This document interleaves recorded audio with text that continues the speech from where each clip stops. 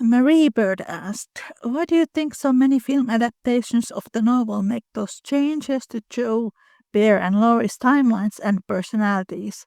Do you think it's simply for the sake of streamlining things or because of other more complex storytelling challenges? It seems that every film adaptation makes the same, quote, adjustments or something similar. I have lots of thoughts about it. It started way back when the book was published.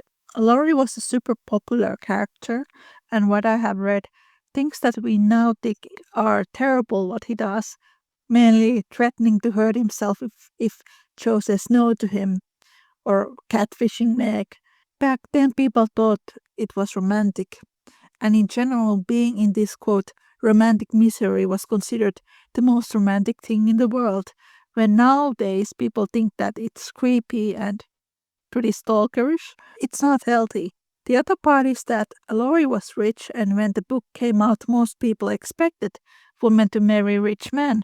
So Lucy's attempt to make a point of Joe wanting to marry for love was ignored since Frederick was poor and less dashing. Maybe that weird notion that people had about Joe being pretty when she's not written to be one had something to do with it as well. So people thought that Joe was pretty and then she should be with a pretty guy, but Joe is not written to be pretty. She's written to look very masculine and quite tall, and it was not considered very attractive in the 19th century. And at least based on the YouTube comments I get from people who criticize the actors who actually look like the book Joe, it doesn't seem to be very attractive today either. And then you get people like Greta Gerwig saying that, oh, Jo needs to feel herself as a winner. That's why she hired a hot Friedrich, because who can say no to handsome Timothy Chalamet? But Jo in the book, she's never attracted to Laurie. She's always very attracted to Friedrich. In the 1930s and 1940s, I believe they were still living under that romantic illusion that Laurie was perfect and that the things that he does in the novel are harmless. And Hollywood during this time, I'd say, would not make a, quote, romantic lead to harass the heroine. Like in these versions from 1949 and 1933, the feedback scene is actually pretty close to the book. Like it doesn't have Joe and Friedrich arguing or Joe being this immature woman child like in Gerwig's film, saying, oh, I'm going to be famous person and you are nothing. I can't even fathom how stupid it was. Because that's not the book Joe. Joe herself didn't like to write sensationalism, and Friedrich helped her to leave the magazine and become the writer that she wanted to be. So in these earlier films, Friedrich's feedback scene with Joe was a lot more gentle and closer to the book.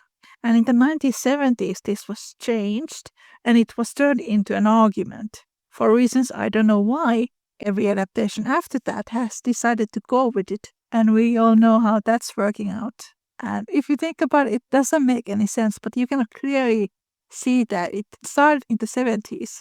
Then Joe and Frederick argue in 1970 series, 1979 series, in 1994 film, 2019 film, and 2017 series. But it's not in the novel. With the 2019 film, they tried to disguise it as to be feminist, but honestly, how is it feminist for Jo to write sensational stories that she herself does not like, and then shout about it to the person who's trying to help her?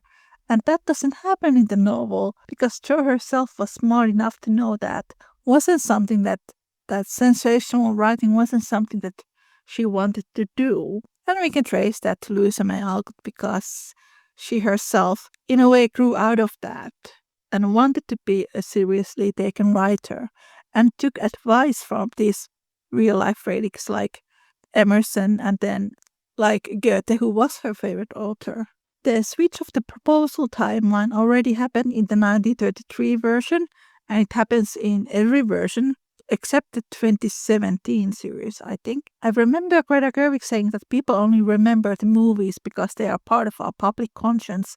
And I'm like, you just said that you love the book as the author. Why are you following the movie timeline? And many people say that Laurie forcefully kissing Jo in the 1994 version is romantic, and others don't like it. And it doesn't happen in the book at all. Once again, in the book, Jo is supposed to be more mature than Laurie, and the proposal scene in the book is not romantic. And there are people who say that, oh, 2019, Laurie's proposal to Joe was not romantic. Then there are hundreds, maybe thousands YouTube videos right now with Joe and Laurie in the 2019 breaking up and sad music playing. Every adaptation between 1933 and 2019 somehow has romanticized Joe's and Laurie's relationship. I think the only one that doesn't is the modern adaptation from 2018. And now, since we are in this Me Too era and readers are way more perceptive about harassment and personal consent, I have no idea why the movies want to strap the timeline. But definitely it has to do with money and an excuse not to handle the more complex undertones in Laurie's actions. And since I am not a Joe and Laurie fan, I cannot really say what they think. It does seem that a lot of these filmmakers just want Joe and Laurie together. Or maybe it's what my friend Jimena said, that Greta Gerwig just wants to put Saoirse Ronan and Timothée Chalamet into romantic situations. Some of them just want Joe and Laurie together. They include scenes that don't happen in the novel. Why else they never show the part of Laurie harassing Joe, Laurie wanting to work for Amy, and Laurie being lazy, or that Joe criticizes him for not liking school, which is a huge contrast for Joe loving the fact that Fredrik is a teacher. In the book, Laurie proposes Joe when she returns from New York and has started to develop these strong feelings for Fritz. In the films, when Laurie proposes before Joe goes to New York, it easily gives an impression that she's just running away from him without any actual reason. In the book, she felt uncomfortable. Hello, friends. It is Niina from the Little Woman podcast. Just to let you all know that the Little Woman podcast episode transcripts are now available as books. You can find them as paperbacks and ebooks. They are wonderful reading for all the fans of Louisa May Alcott. You can find all the links from the description. Did Laurie ever respect Joe? This is a really good question. In the end of Little Woman, he does respect Joe.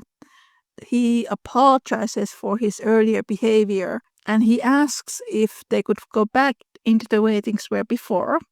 Joe forgave him, but she also said that he shall always be her brother, but they cannot go back to the way things were. Guess how many Little Woman movies this scene is? None of them, because they don't include Laurie's character arc and him harassing Joe.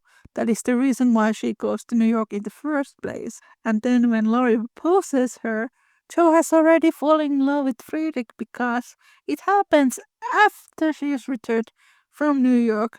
That's never in any adaptations. But this part of Laurie apologizing to Joe, it's only in 1917 BBC series. It's not the greatest adaptation, but I'm very glad that that scene is there. And it's also, I think, the only one where you can really see, Joe and Laurie actually arguing. I believe Louisa wrote Laurie an example of a young man who can see their mistakes and grow out of them. Why that is not in the movies, I don't know. People judge Joe the way she becomes more feminine in Little Woman Part 2, and Joe is 15 in Little Woman Part 1, and Little Woman Part 2 covers time when she's 19 to all the way to late 30s.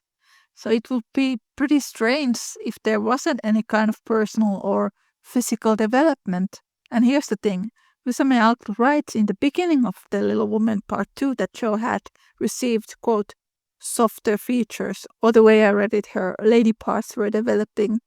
It's described in the book how Laurie is flirting with her and slowly trying to suggest a physical contact, or like my friend says, Laurie's actions cannot be approved simply because he was horny. The younger Joe made fun of the way her sisters wanted to fit in the society of young girls. The older Joe feels isolation because she cannot fully fit into the male society. Sure, she's more welcome there, but there is a lot of misogyny. She is not fully welcome to the female society unless she can leave behind her own misogynistic thoughts. And Louisa May Alcott has quotes of person receiving a higher form of self-understanding when they move on from one person of interest to another. Or the way Alcott scholar Christine Doyle puts it, Laurie is the fascination of Joe's youth, but Fredrik is a man. He speaks to her romantic side and to her practicality. To find balance, Jo needs to form her own society, and that she can do together with Fritz by starting a school. There is no need to choose whether to be more masculine or feminine, since he thought she was perfect the way she was, and he brought out the best of her. I would love it if you made a chapter about how Jo and Laurie fed each other with harmful ideas of gender roles, since Greta Gerwig fucked up that too. That's one of the themes of this third season. The marriages in Little Woman, the relationships, the reason why Jo and Laurie relationship does not work out when they are adults because of these gender roles. Jo feels that marriage is not for her because she has been told that you can either choose marriage or a career, even when she has hopes that someday she can find somebody who loves her and supports her career. And when Laurie proposes Jo, he basically gives her all the reasons why the two should not marry. And that makes Jo feel that this combination that she wants, both career and love, is out of her reach. So it feeds to that insecurity that she has about herself. Laurie sees Jo as a safety net where he can fall back on, and she always says yes to him. But Jo is so frustrated with him. She fears that the only way a man can love her is if she is a maternal figure, and it is a genuine fear since she is a maternal person and loves boys, but also shows how misguided she was when she saw Laurie using women more as his quote playthings and participating on that herself and thinking that that is what all these other quote feminine women are only good for. Both Laurie and Jo deserve their character arcs portrayed in the film's rightful ways, both good and the bad.